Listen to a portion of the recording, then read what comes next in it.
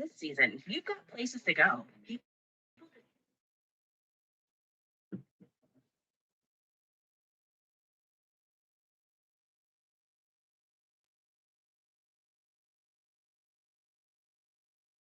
Merhabalar herkese. Önemli gelişmeler oluyor. Çok da önemli gelişmeler. Gelişmeler olunca da sizlere aktarmak istiyorum. Birçok telefon alıyorum, mesaj alıyorum. Ne oluyor bitiyor diye. O yüzden bu yayın aracılığıyla özellikle bugüne değinmek istiyorum. Önemli şeyler oluyor. Onu sizinle konuşacağım. Tabii biraz bekleyelim lütfen.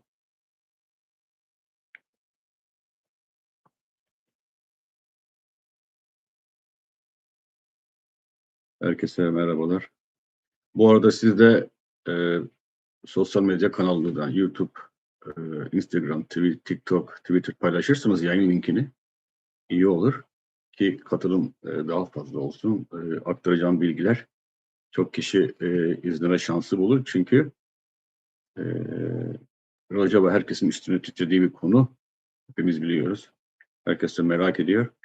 O bağlamda iyi olur katılımcıların çoğalması, söyleyeceğim bilgilerin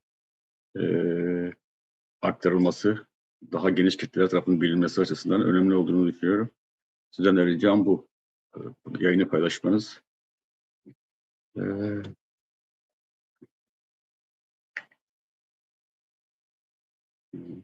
Ben yavaş yavaş başlayacağım.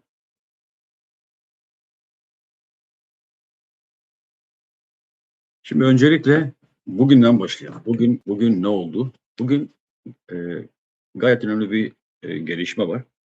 O da Dışişleri Bakanı Rubio'nun bugün Slovakya'nın başkenti Bratislava'da yaptığı basın toplantısı.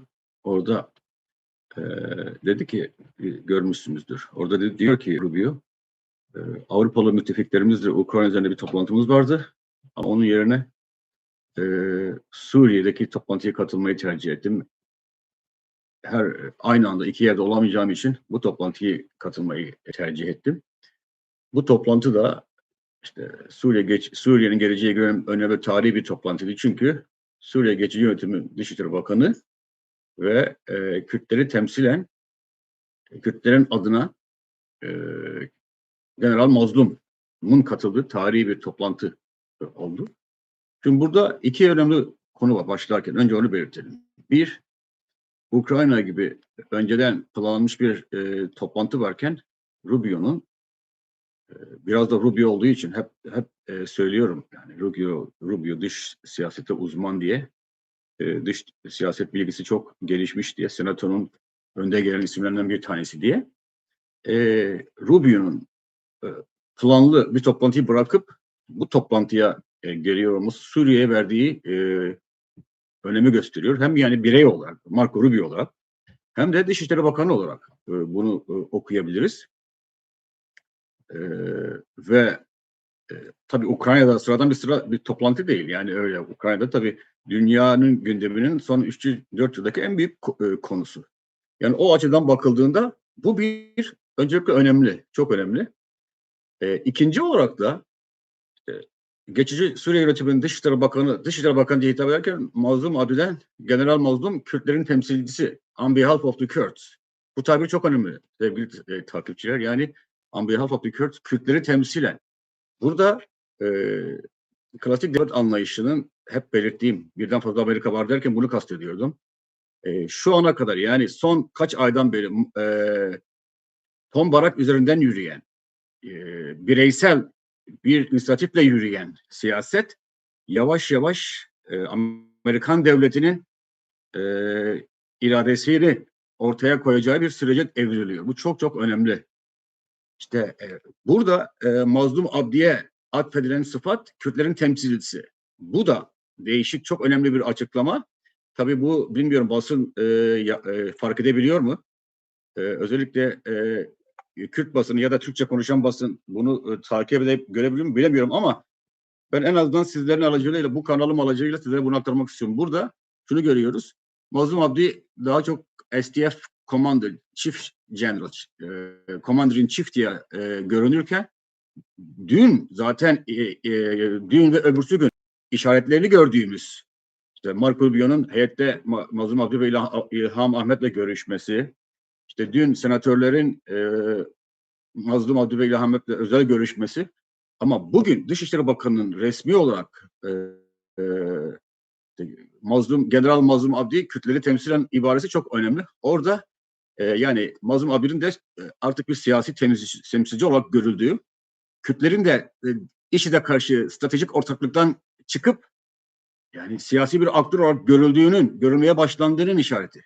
Ve bu da çok çok önemli stratejik bir gelişme. Yani Amerika'da hep söylüyorum, hiçbir tabir kolay kolay tesadüfen kullanılmaz, şans eseri kullanılmaz. Her şeyin bir ağırlığı var, amacı var.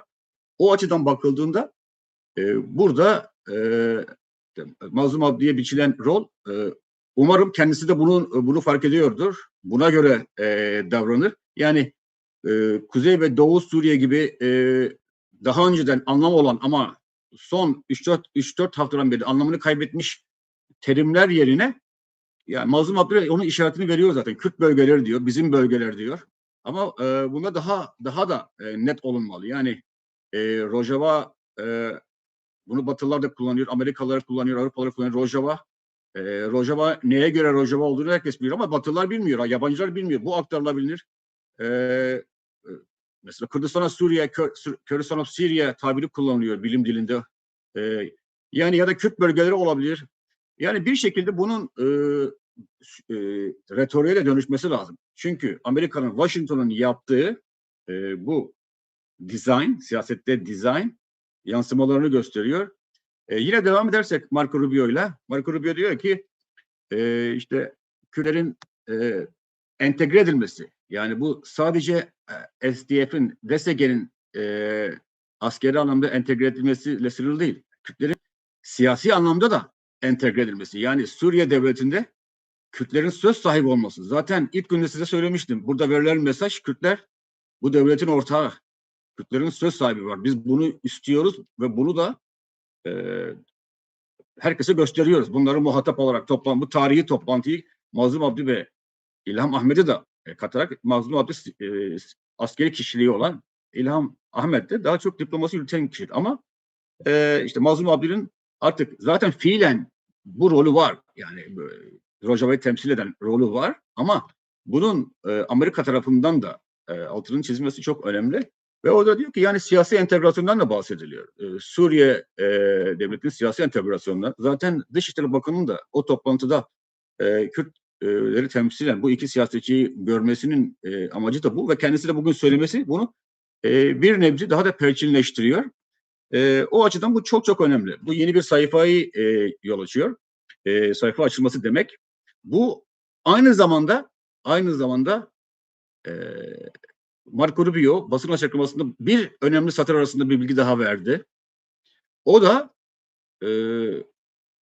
Kongre'nin bu son dönemde yapılan çalışmalarla ilgili Kongre'nin bilgilendirildiği, düzenli olarak bilgilendirildiği. Kongre ne yaptı sevgili izleyiciler, sevgili takipçiler?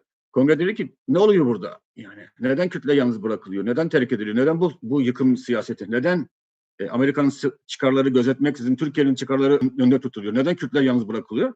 Biz haberdar olmuyoruz. Hatta Lindsey Graham bir Twitter açıkta söylemişti. Kongrenin olup bitenden haberi yok diye. Burada işte alınan bilgi şu. Tom Barrack'ın Washington'a çağrıldı. Tom Barrack'ın kongre üyelerine briefing verdiği, devam eden süreçle ilgili yani bir bakıma hesap verdiği, ne olduğunu anlattığı. Bu da çok önemli. Bu ne anlama geliyor? Kongrenin sürece dahil edildiği. Bu da çok önemli çünkü kongre check and balance dedikleri bir kontrol mekanizması. Yani hükümeti denetleyen ama hani Amerika'da Güçler Birliği diyoruz ya, üç organdan oluşuyor. Beyaz Saray, Kongre ve Anayasa Mahkemesi.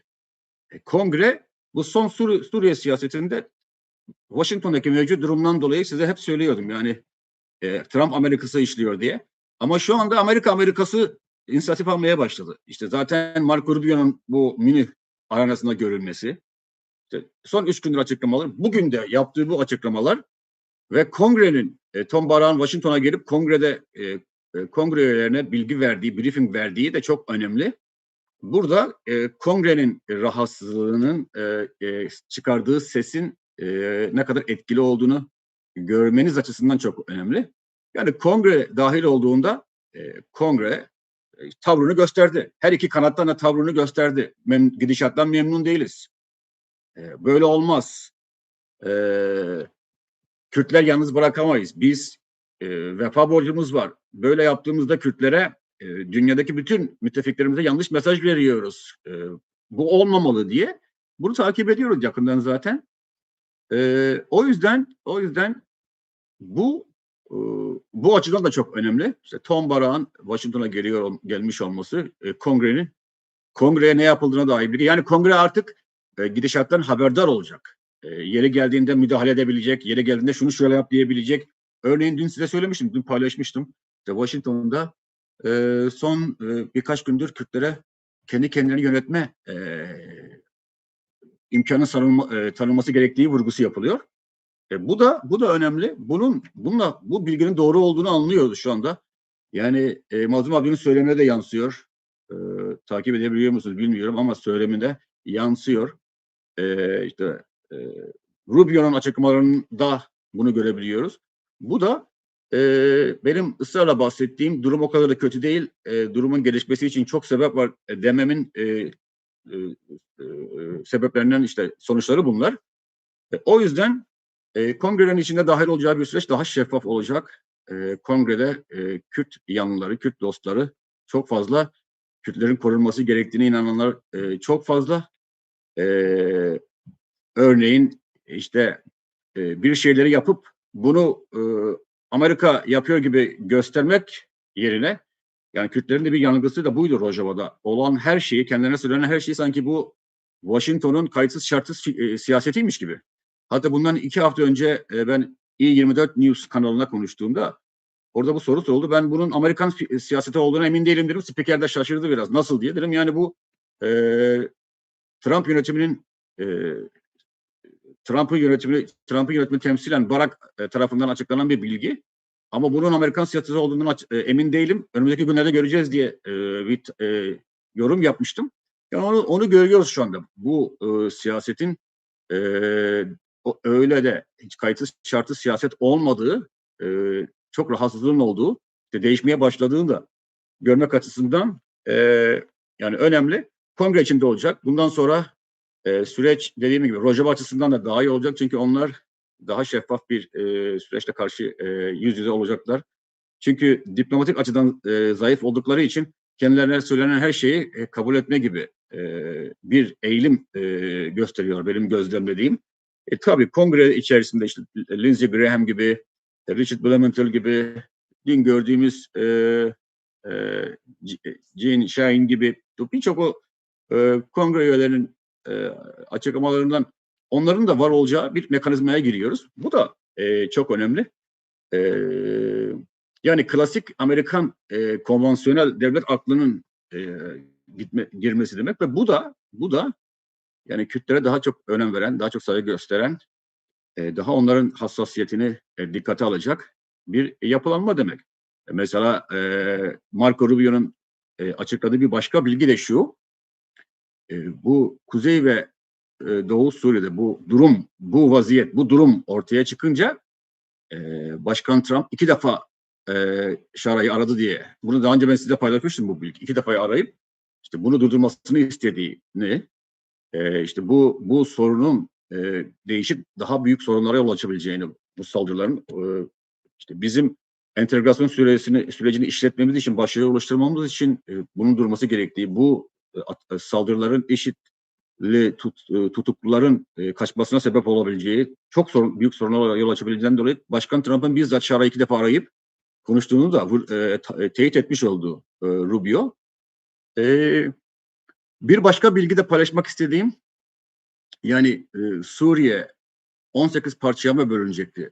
Herkes başka bir telden çalıp Suriye bilinmezliğe mi doğru gidecekti? Ya da bu öne çıkan geçici yönetimini, yani Marco hep geçici yönetim diyor, Marco Rubio, geçici yönetim. Bu da önemli bir tabir.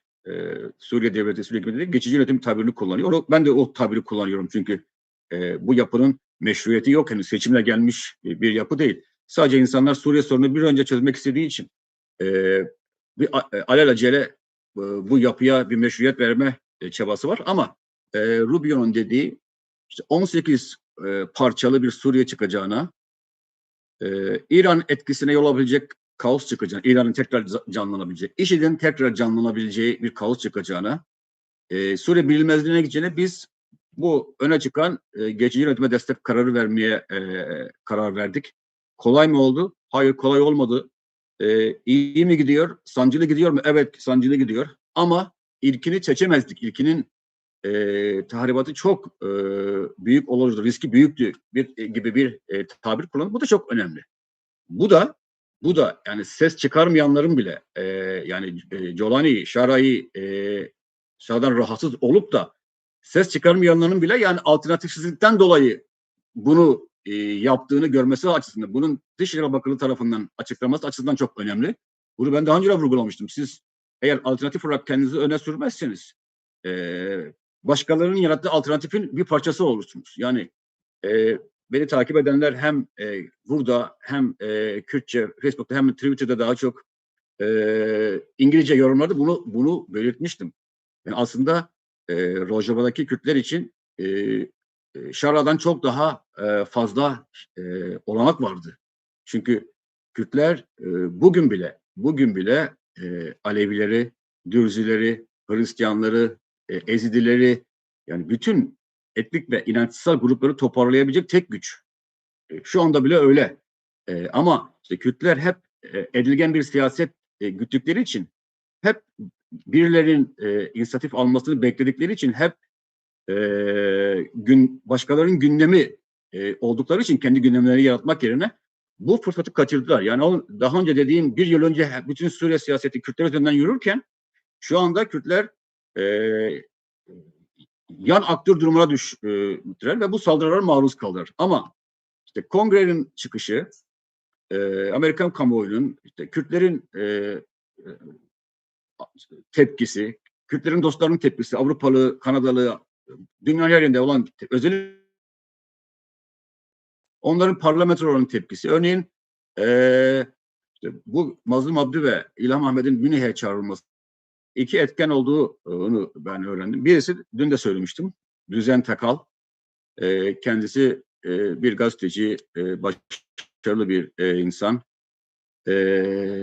Ezidi, inançsal açıdan Ezidi, Diyarbakırlı, yani Ezidi Kürt. Onların bir kurumu var, Havar diye. Havar'ın çok önemli diplomatik çalışmalar olmuş Almanya hükümeti nezdinde. Yani Almanya hükümeti de tabii çok büyük eleştiri altında. Kendi iç çıkarları için işte Kürtleri feda ediyor diye kendi parlamentosunda o kadar eleştiriye kalmıştı. Alman hükümeti de tabii onlar için bir fırsat, PR fırsatı. Kürtleri getirip bu şekilde alan açmak. Ve öteki aktörün de Kürdistan Bölgesel Başkanı Neçirvan Barzani'nin olduğunu ben kendi kanallarımdan öğrendim. Bu ikisini de buradan bu bilgiyi sizinle paylaşmak açısından da önemli buluyorum. Kayda geçmesi açısından. Yani bu iki kişi ve kurumun Kürtlerin orada Münih Güvenlik Forumu'nda yer almasında önemli rol oynadıkları var. Ve işte bugün de Almanya Dışişleri Bakanı görüştü heyetle ve şevkli bir tarzda kameraya dönelim falan gibi. Yani çünkü dediğim gibi Almanya hükümeti de büyük baskı altındaydı ve bu baskı da değişik ideoloji ve fraksiyonlardan geliyor. Sadece bir ideolojiye ait değil. Bu açıdan bakıldığında bu durum ortaya çıktı. Almanya'da bunu biraz vicdanı rahatlatmış oldu diyebiliriz bu alanı tanıyarak ama işte 18 parçaya bölüneceğine, İran tekrar döneceğine, İran'ın dönüşünün altyapısı hazırlanınca, IŞİD'in doğması için, yeniden güçlenmesi için alan olacağına, kaos olacağına cihatçı örgütlerin biz bu yola başvurduk demesi bu da Kürtler için şunu gösteriyor. Eğer şu anda bile bir alternatif sunulabilirse özellikle mesela Marco Rubio Dürzi ve Alevilerden bahsetti. Onların da gelecekte söz sahibi olmasından bahsetti. O tabir de önemli. Yani ve dediğim gibi o grupları bir araya getirebilecek yegane güç Suriye'de Kürtler. Dürzü, Bedevi ve Aleviler tabirini kullanıyor kendisi.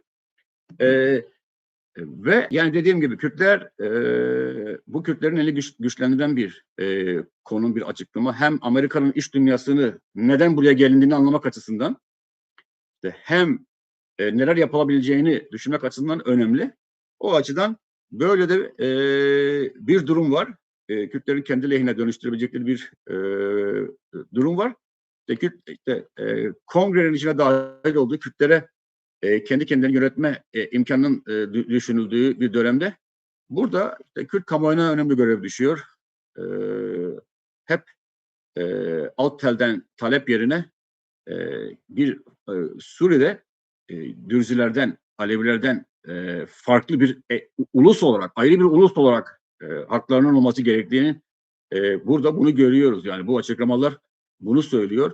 Özellikle işte Mazlum Abdi'nin Kürtleri temsilen burada ibaresi onu bulabilirsiniz. Resmi kayıtta bulabilirsiniz.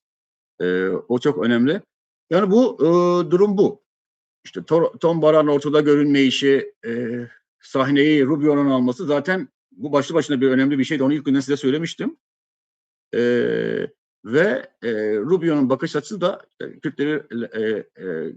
Kürtleri sempatiyle bakan, Kürtleri bir laik unsur olarak gören, radikalizmin, Şia genişlemesinin, cihatçı radikal örgütlerin önünde bir duvar gibi gören, güçlendirmesi gerektiğine inanan bir insan. Zaten o pozitif açısından, bakış açısından görebiliyorduk. Hepinize görebildiniz. Yani bu yeni bir dönem, o Kürtler açısından kabus gibi olan bir dönemin değişmeye başladığının göstergesi. Bugünkü açıklamalar dün ve öbürsü gün bahsettiğimiz açıklamanın sağlaması gibi o açıdan önemli. Yani biraz da eleştiri geliyor, uzun olmasın, kısa olsun diye burada tutacağım. Kısa bir böyle bakacağım, böyle bir soru falan var mı diye. Ama bunu yaparken de sizden şunu rica ediyorum. Lütfen kanalı paylaşın, abone olun, paylaştırın. Yani ben bu kanalı 10-15 yıldan beri var ve daha çok Kürt dili, Kürt tarihi, böyle kültürel şeyleri çok kullanıyordum ama son dönemde ihtiyaçtan dolayı, bilgi kirliliği, bilgi eksikliğinden dolayı ve sevdiğim, güvendiğim, önem verdiğim insanların ısrarlı istekleri sonucu aktif etmeye karar verdim. Ama sizden de ricam, sizin de her açıdan yapabildiğiniz şekilde destek olmanız. Kanala abone olma olabilir, videoları yayma olabilir, maddi manevi destek olabilir, katıl olabilir. Bu şekilde ki bu yayınları sürdürebilirim. Yani önemli. Burada ben yıllardır gazetecilik yapıyorum. Bunu yaparken de tamamen gazetecilik mesleğine bağlı olarak bunun hakkını vererek, olgularla konuşarak hep ispat edilebilir, teyit edebilir bilgilerle duygusallığa, değişik ajandalara kaçmadan olduğu gibi aktarmaya çalışıyorum ve bunu da bu söylediğim şeyleri de gördüğüm için, okuyabildiğim için okunabilen ya da okunamayan satır aralarında ya da açıkta olan şeyleri size yorumluyorum yani. Şimdi Rojin diyor ki, Rojin arayan, sizce Rojava için federasyon ya da özellik ilan edilir mi? Yani o Rojava'daki insanlara bağlı. Sonuçta Amerikalılar açık bu fikre. Kürtlerin kendi kendine yönetmesi gerektiğine inanıyor Amerikalılar. Ve bu son yaşanan tecrübeler gösterdi son 3-4 haftada ki bu yapı güvenilmez. Bu yapıya mecburiyetten güvenildiğini açık bakan itiraf etti yani. Rubio itiraf ediyor. 18 tane parçaya bölünecekti diyor yani. Bu neyi gösteriyor? Jolani açısından, Şara açısından kendini o kadar geçmişine rağmen, Amerika'da çok şüpheyle yaklaşılan geçmişine rağmen kendi bir alternatif olarak sunabildiyse burada bunu okumak lazım. O açıdan Kürtler Federasyon olabilir, otonom olabilir, değişik bir isim olabilir ama destek var. Bu zaten senatörler de, kongre heyeti de aktarmış. Bakanın açıklamalarından da Kürtlerin sadece IŞİD'le karşı bir askeri aktörden ek olarak harici siyasi bir aktör olarak görüldüğü, işte Mazlum Abdi'nin Kürtlerin temsilcisi olarak muhatap alındığı görülüyor. O açıdan bunun üzerine işlenip genişletilmesi gereken bir konu. Kısaca tekrar bir başka soru daha bakacağım. Var mı nedir diye.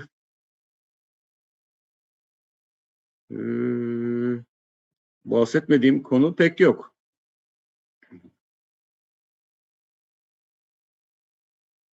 Omuz atma, sarılma, tokalaşma. Ya omuz atma, sarılma yani bunun diplomatik karşılığı yok sonuçta. Yazılı olması lazım diplomatik açıdan. Ya yazılı açıklaması olması lazım ya da açık açık taahhüt edilmesi lazım. Dışişleri Bakanı'nın demesi lazım. Biz Kürtlerin şu haklarını garanti ediyoruz diye. Yani Kürtlerin o konuda da esnek ve gevşek. Bu yani Kürt siyasetinin genelinde var. Sözlü taahhütleri yazılı taahhüt gibi görme. Sonuçta o omuz atma, sarılma bu bir samimiyeti gösteriyor. Sen insanları zorla bir insana sarıltamazsın. Yani Graham Mazlum Abdi'yi sarılıyorsa sempatisi olduğundan, sevdiğinden, saygı duyduğundan. İşte Macron İlham Ahmet'le Mazlum Abdi'ye böyle omuzuna vuruyorsa sempati duyduğundan, saygı duyduğundan. Bunu okumak lazım ama bu yetmiyor sevgili takipçiler. Bu yetmiyor. Bunun yazılı bir mekanizmaya dönüşmesi lazım. Resmi mekanizmaya dönüşmesi lazım. Zaten şimdi Fransa ve Amerika'nın garantör olduğu söyleniyor. Ama hiçbir şey yok. Ama bugün Marco Rubio'nun yaptığı bu açıklamalar, takipçisi olacağız, kongreyi de dahil ediyoruz. Bu bir üst aşama. Bunun en azından yavaş yavaş Amerikan hükümet politikası olabileceğini gösteriyor. Trump Amerikasını Tom Barrack'ın yönetiminde değil ama yavaş yavaş işte hükümetin ve kongrene dahil oldu. Yine başka bir bilgi de daha paylaşayım. Yani hükümetten daha 2-3 kişinin daha Şara'yı aradığı, isim belli değildi ama Şara'yı arayıp baskı yaptıkları bilgisi de var. Onu da paylaşayım sizinle. Yani bunlar şunu gösteriyor. Bu önemli bir açıklama. Rojava'nın bu çıkış noktası yaparak taleplerini daha netleştirmeleri lazım. Kendilerinin Suriye'deki Kürt halkının temsilcileri olduğunu görmeleri lazım. Daha önce anlam ifade edebilecek Doğu ve Suriye Federasyonu gibi kavramları kullanmamalı, Demokratik Suriye güçleri gibi kavramları kullanmamaları gerektiği. Ama zaten adaptasyon da görülüyor yani. Mazlum Abdi'nin dilinde de görülüyor. Bunlar önemli açıklamalar. Bu bağlamda teşekkür ediyorum. Çünkü bir de Kürtçe yayın yapmak zorundayım. Daha çok Rojava için bu durumu onlara aktarmak için de. Çünkü onlar daha çok Facebook'u kullanıyor. O yüzden burada bırakıyorum ama sizden ricam bu yayını paylaşın. Önemli noktaları öne çıkarın. Ki insanlar haberdar olsun. Benim maalesef 3. Twitter açmak zorunda kaldım. Çünkü ikincisi de kapandı. Ve sadece Kobani'de insanlar kar eritip içiyor, su yerine içiyor diye sadece bu tweetten dolayı 2. tweetim de kapatılıyor. Bu da yaşadığımız zorluğu anlamamız açısından önemli.